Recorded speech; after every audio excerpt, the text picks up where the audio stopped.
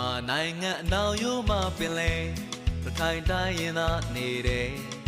တာကီဝင်တွေနဲ့ဆိုင်ခဲ့တဲ့ပြေခေအဆက်ဆက်မြင်မြတ်တဲ့သမိုင်းရှိတယ်လေကြီးမားတဲ့လမ်းရတဲ့တိုင်းတွေဒီရေဒီမြေလေလာကြည့်ပါအားလုံးမိတ်ဆွေရာဇဝင်မှာမှတ်တမ်းရှိတယ်လေလူရဲကောင်းတို့ရဲ့မြေဘာသာသာသနာထွန်းကားခဲ့တဲ့မြေမဟာမြတ်မုနိရှစ်တောင်းကိုယ်တော်ဖျားဘူးကြမယ်လေ